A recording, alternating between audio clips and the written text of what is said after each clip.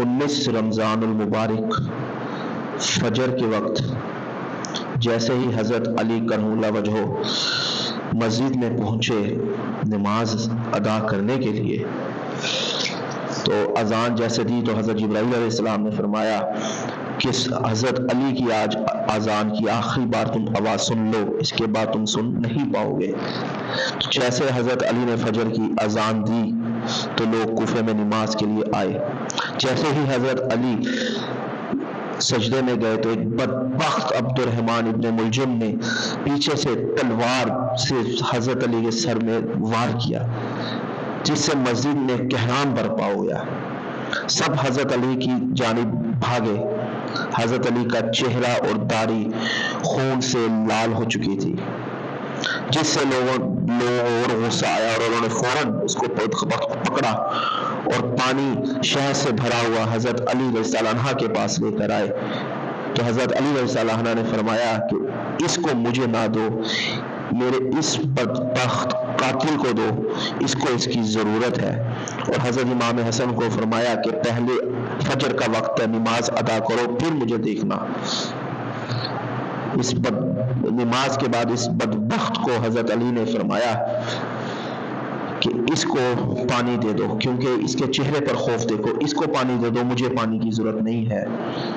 اور یاد رکھنا کہ اس بدبخت کو قتل کر دینا ایک ضرب کے ساتھ، اور اگر یہ پھر بھی بچ جائے تو اس کے جسم کے اجزاء نہ کاٹنا، کیونکہ میں نے حضور اکرم صلی اللہ علیہ وسلم سے سن رکھا ہے کہ اللہ تعالیٰ سخت ناراض ہوتے ہیں کہ جو کسی مردہ شخص کے جسم کے اجزاء کو کاٹتے ہیں۔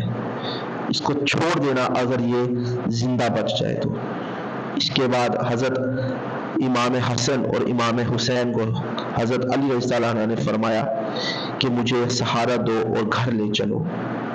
تمام لوگ زاروں کے تار رو رہے تھے اپنے امام کی حالت دیکھ کر۔ حضرت امام حسن اٹھے، حضرت امام علی رضی اللہ عنہ کو سہارا دیا اور چل دیے گھر کی طرف۔ جب گھر کی طرف چل رہے تھے تو حضرت امام علی نے فرمایا کہ میرے چاہنے والوں کو کہو کہ اب وہ واپس گھر لوٹ جائیں، کیونکہ میرے اوپر یہ اس وار کی جو اس بدبخت نے میرے اوپر تلوار کا وار کیا ہے، اس واقعہ کے بعد میرے گھر پہنچ چکی ہے، جو میری بچیاں زاروں کے تار رو رہی ہیں۔ میں نہیں چاہتا کہ ان کی آواز نامحرم غیر محرم لوگوں کے اوپر پڑے۔ تو یہ بات سن کر ان کے چاہنے والے واپس گھر کی طرف لوٹ گئے۔ جیسے حضرت علی اپنے گھر پہنچے تو وہاں بیویوں نے ان کا چہرہ سر خون سے لت پت دیکھا تو زارہ کے تار رونا شروع کر دیا۔ تو حضرت علی نے فرمایا کہ مجھے حضور اکرم صلی اللہ علیہ وسلم اپنی زندگی میں ہی اس واقعے کے بارے میں بتا چکے تھے کہ علی تم جب رمضان المبارک میں شہید ہوگے اور تمہارے اوپر پیچھے سے تلوار سے وار کیا جائے گا، اور ویسا ہی ہوا اور تمہاری داڑھی خون سے لت پت ہو جائے گی۔ یہ سن کر بیویاں زاروں کی تار رونے لگی۔ تو تب اتنے میں طبیب نے دیکھا اور بتایا کہ وہ تلوار جو اس بدبخت نے حضرت علی رضی اللہ عنہ پر وار کیا وہ زہر سے بھری ہوئی تھی، زہر جسم میں پھیل چکا ہے، جتنا زیادہ ہو سکے امام کو دودھ پلایا جائے۔ یہ بات سن کر کوفے کے تمام یتیم بچے بھی اپنے اپنے حصے کا دودھ لے آئے اور حضرت امام حسن سے فرمایا، کہا کہ اے امام ہمارے امام کو یہ دودھ پلائیں، ہم ایک بار یتیم ہو چکے ہیں، ہم دوبارہ نہیں ہو سکتے۔ یتیم بچے حضرت علی سے اتنا پیار کرتے تھے کہ ان کو پلائیں وہ ٹھیک ہو جائیں، لیکن وقت گزرا تو جیسے شب ڈھلی 19 کی تو انہوں نے تمام لوگوں کو کہا کہ اب آپ لوگ گھر چلے جائیں، چونکہ اب ساری کائنات کے جو ہے جن اور فرشتے میری عیادت کے لیے آ رہے ہیں۔ تو سب لوگ چلے گئے اور ان فرشتے انہوں نے عیادت کی۔ اس کے بعد پھر حضرت امام حسن اور امام حسین کو حضرت علی رضی اللہ عنہ نے اپنے پاس بلایا اور اپنے تمام خاندان والوں کو اپنے پاس بلایا اور بٹھا لیا اور ان کو پھر نصیحتیں کی۔ حضرت امام حسن رضی اللہ عنہ جو کہ ان کے سب سے بڑے صاحبزادے تھے ان کو امام مقرر کیا اور لوگوں کو بتایا کہ اب یہ تمہارا امام ہے، جس سے لوگوں نے کہا جی ٹھیک ہے۔ اس کے بعد پھر حضرت علی رضی تعالیٰ عنہ نے بستر مرگ کے اوپر بھی اپنے لوگوں کا احساس کیا، ان کا سوچا، ان کے بارے میں حضرت امام حسن اور امام حسین کو نصیحتیں کی۔ حضرت علی نے حضرت امام حسن رضی اللہ عنہ کو فرمایا کہ یاد رکھو بیٹا کہ تمہارے نانا کا دین سب سے افضل ہے، اس کی قدر اور اس کی کامیابی کے لیے اور اس کی بقا کے لیے آخری سانس تک کوشش کرنا۔ اور اس کے ساتھ ساتھ پھر اپنے بیٹے کو یہ کہا کہ بیٹا صلح حدیبیہ یاد رکھنا کہ جو حضور اکرم صلی اللہ علیہ وسلم نے اپنے دور میں کیا اور وہ قائم دائم رہنا چاہیے۔ یاد رکھنا اس دنیا میں ہمارے نبی صلی اللہ علیہ وسلم کا دین پھیل جانا چاہیے۔ وہ سارا انہوں نے بتایا، اور پھر بتایا حضرت علی رضی اللہ عنہ نے کہ بیٹا یاد رکھو کہ پڑوسیوں کے حقوق، ان کے بارے میں یاد رکھنا، نماز کا مکمل خاص خیال رکھنا، بیٹا نماز نہیں چھوڑنی، اور اپنے نانا حضرت محمد مصطفیٰ صلی اللہ علیہ وسلم کی دین کی پیروی کرنا، اور اپنے ہمسائے ممالک کے ساتھ روابط بڑھانا، تجارت بڑھانا۔ اس کے ساتھ ساتھ حضرت علی نے پھر زور دیا کہ یتیم بچوں کا خاص خیال رکھنا، کیونکہ یتیموں کے اوپر شفقت کرنا ہمارے نبی صلی اللہ علیہ وسلم نے ہمیں بتایا ہے کہ نبی صلی اللہ علیہ وسلم نے فرمایا کہ اللہ تعالیٰ کو بہت پسند ہے یہ عمل کہ اس کے عوام کے ساتھ پیار کیا جائے۔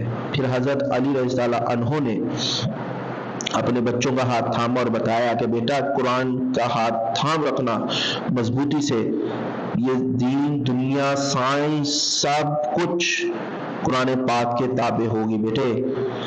قرآن پاک کو یاد رکھنا، اور اللہ تعالیٰ کا گھر خانہ کعبہ وہ ہمارا مرکز ہے، اس کی حفاظت تمہارا ذمہ ہے۔ پھر اس کے ساتھ ساتھ انہوں نے اپنے بچوں کو پیار کیا، اور حضرت علی کرم اللہ وجہہ نے اپنی صاحبزادیوں کو، تمام گھر والوں کو بلایا، اکٹھا کیا، ان کو حکومت اور ان کے بارے میں بتایا، اور پھر حضرت علی رضی تعالیٰ عنہ نے فرمایا، آپ نے بتایا کہ اب میرا وقت آ چکا ہے۔ حضور اکرم حضرت محمد مصطفیٰ صلی اللہ علیہ وسلم اور بی بی فاطمہ الزہرا مجھے لینے کے لیے آ رہے ہیں۔ کون آ رہے ہیں؟ حضرت محمد مصطفیٰ صلی اللہ علیہ وسلم اور بی بی فاطمہ الزہرا مجھے لینے کے لیے آ رہے ہیں، اور میں جا رہا ہوں۔ یہ بات کہی اور ان کے ہاتھ نیچے کی طرف جھک گئے، اور وہ اللہ تعالیٰ کو پیارے ہو گئے، اور یہ دنیا فانی سے کوچ کر گئے۔ یہ ہمارے آخری امام تھے، چوتھے، حضرت علی رضی اللہ عنہ، جن کو شیر خدا بھی کہا جاتا ہے۔ یہ اتنے دلیر تھے کہ ان کے آگے کوئی کھڑا نہیں ہو سکتا تھا۔ 63 برس کی عمر کے اندر بھی کم و بیش انہوں نے بھی اس دنیا کو الوداع کہا۔ اتنے دلیر تھے کہ خیبر کا میدان آج بھی کانپ اٹھتا ہے حضرت علی کا نام سن کے۔ کہتے ہیں نا، حضرت علی کا نام سنتے خیبر بھی کانپ اٹھتا ہے۔ خیبر وہ شیر خدا ہے جس کو حضور اکرم صلی اللہ علیہ وسلم نے بے پناہ پیار کیا۔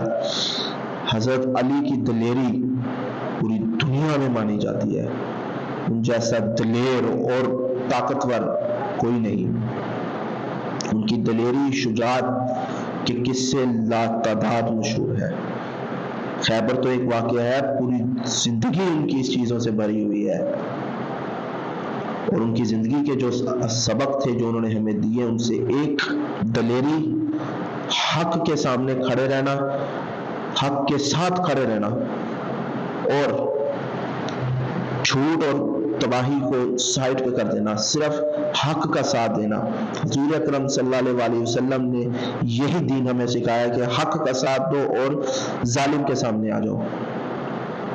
یہ چیزیں حضرت علی رضی اللہ عنہ نے ہمیں بتائیں جو کہ ہمیں یاد رکھنی چاہیے۔